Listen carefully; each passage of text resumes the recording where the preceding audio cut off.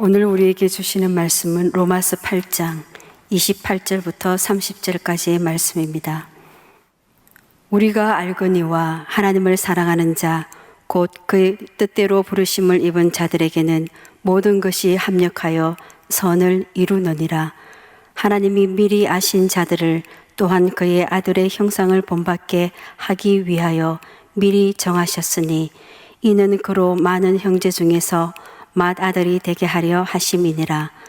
또 미리 정하신 그들을 또한 부르시고 부르신 그들을 또한 의롭다 하시고 의롭다 하신 그들을 또한 영화롭게 하셨느니라. 아멘.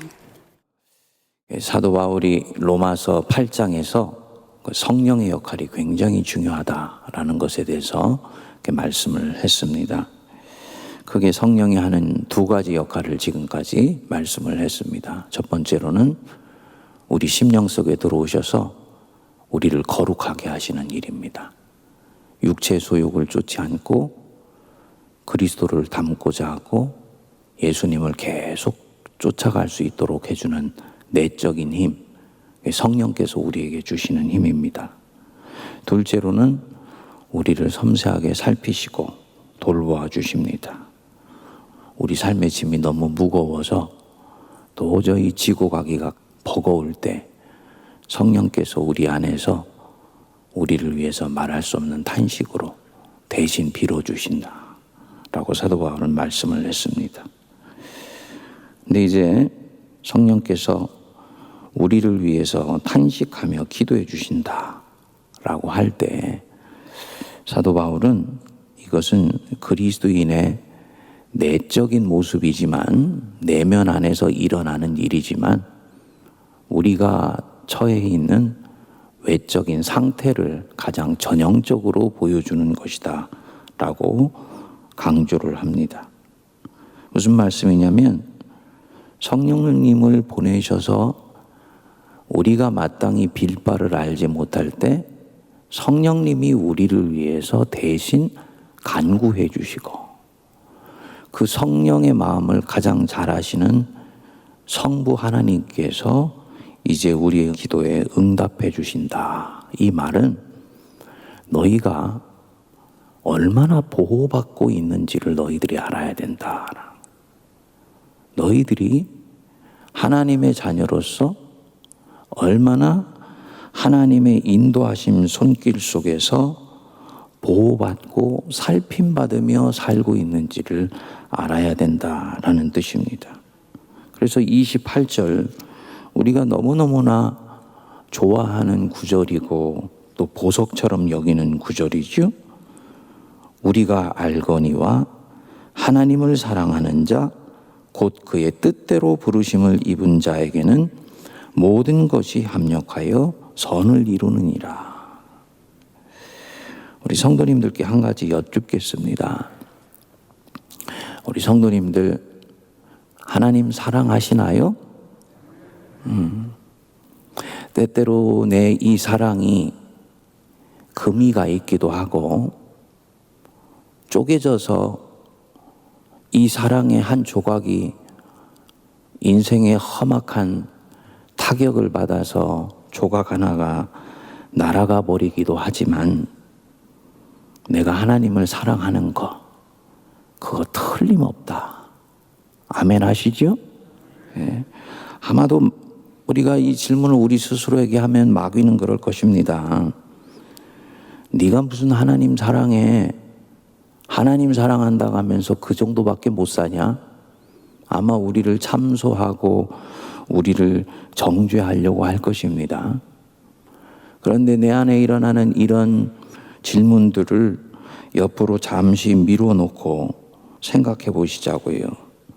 마귀가 내 속에서 나를 참소하고 정죄하는 것 일정 부분 사실이고 또 내가 부족한 거 사실이지만 그럼에도 불구하고 나는 나의 금간 모습대로 쪼개진 모습대로 하나님 사랑하는 것 맞냐?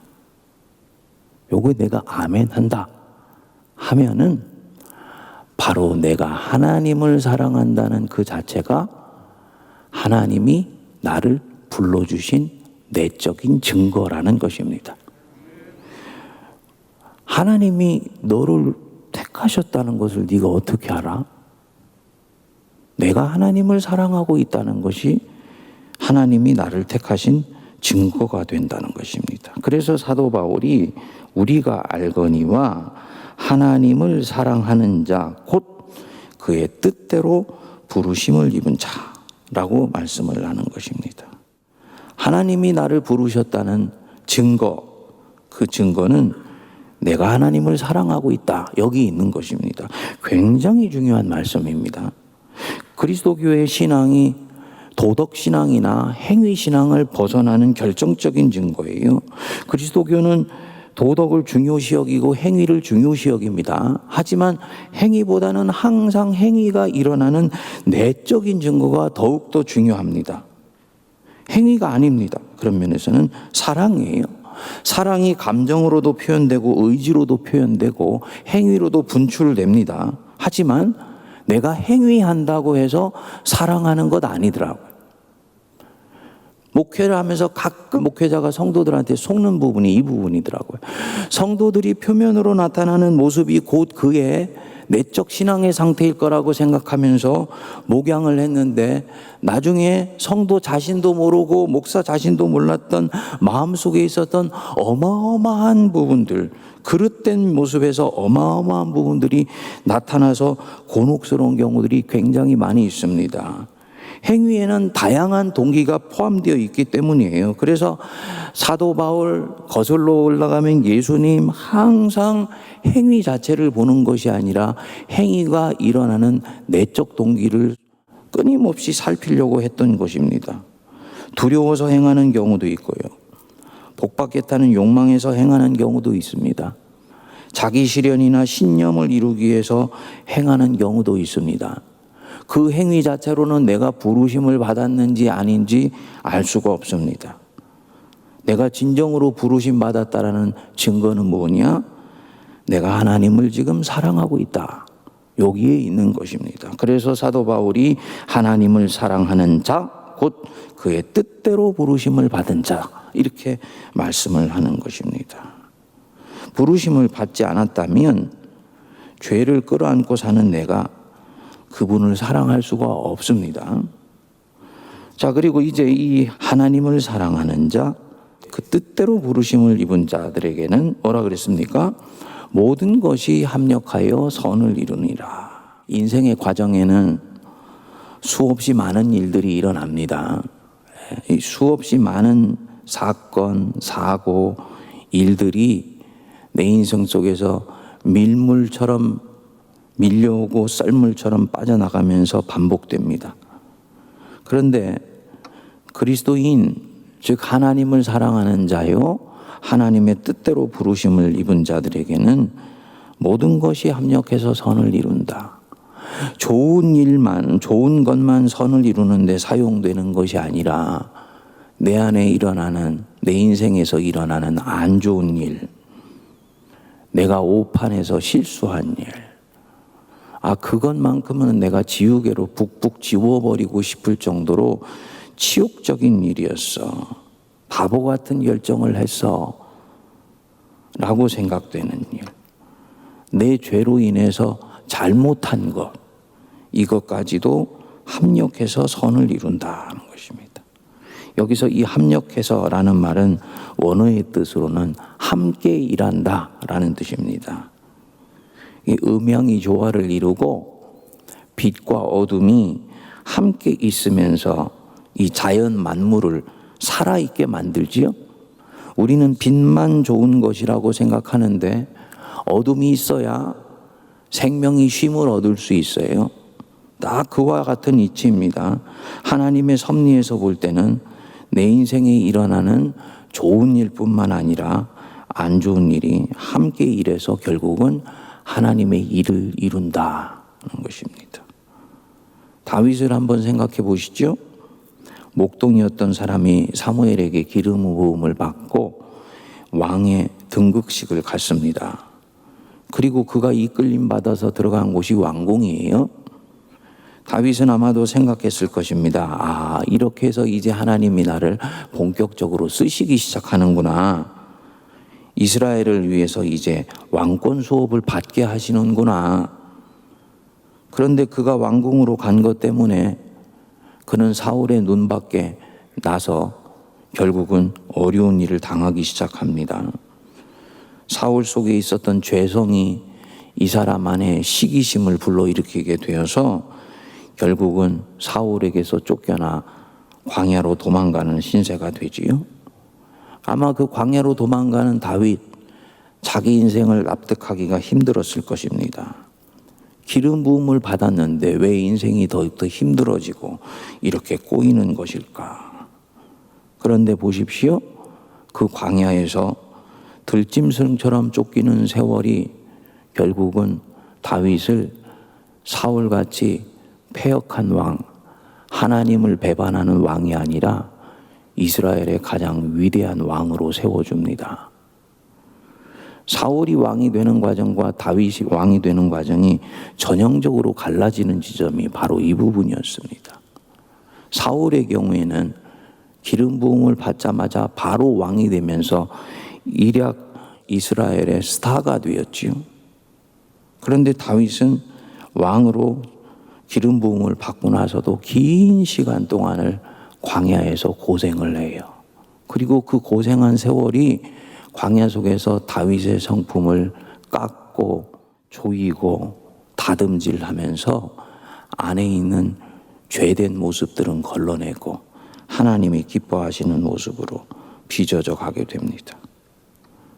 이 과정 속에는 다윗의 성정, 그의 신앙, 어렸을 때 하나님과 맺었던 아름다운 기억들, 또 사무엘에 열려있는 영안, 사울의 죄악성, 패역함, 그 사울을 둘러싸고 있는 추종자들의 악함, 이런 것들이 다 합력하여서 다윗이라는 한 사람의 인생을 빚어내는 것입니다. 다윗이 사울의 추종자들에서 쫓겨다니고 있을 때는 다윗보다도 그 추종자들이 더 미웠을 수 있지요. 때리는 시어머니보다 말리는 시누이가 더 밉다고. 그런데요, 신앙을 조금만 알게 되면 그 발꿈치를 아프게 하는 그 핀을 뽑아내야지 내가 당당하게 걸을 수가 있을 것 같은데 안 그렇더라고요.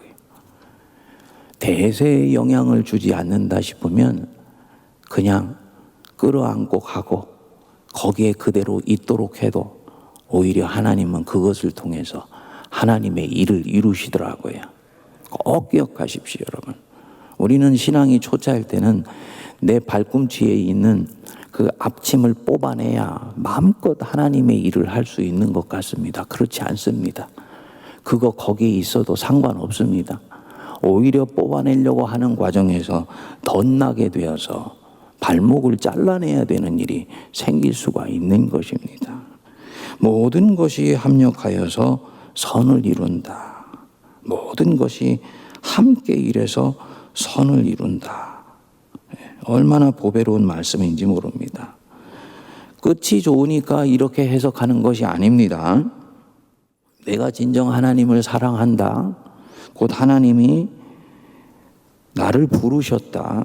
이 부분이 분명하면 성도의 인생은 내 안에 일어나는 어렵고 힘든 일들, 밖으로 펼쳐지는 선한 역사들, 이런 것들이 다 합력해서 선을 이루시는 것을 우리가 믿어야 됩니다.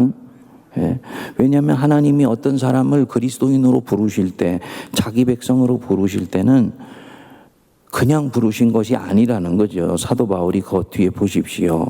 29절에 하나님이 미리 아신 자들을 또한 그 아들의 형상을 본받게 하기 위하여 미리 정하셨다.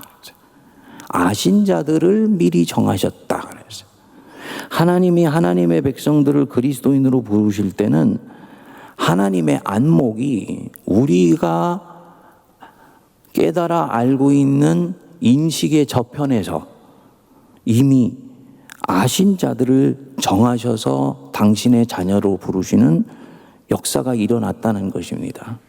그러니까 우리가 하나님을 택한 것이 아니에요. 하나님이 우리를 택하셨어요. 이유는 알 수 없습니다. 하나님이 많은 사람 중에서 미리 아신 자들을 정하시고 정하신 자들을 부르시고 부르신 자들을 의롭다 하시고 의롭다 하신 자들을 마침내 피조물의 탄식에까지 참여해서 하나님의 대역사를 함께 이루시는 영화로운 일로 초대해 가신다는 것입니다. 하나님이 왜 그렇게 하시는지는 우리는 알 수가 없습니다. 왜 야곱을 택하시고 에서는 택하시지 않으셨는지 알 수 없습니다. 그것은 하나님만이 창조주로서 가지고 계신 안목이에요.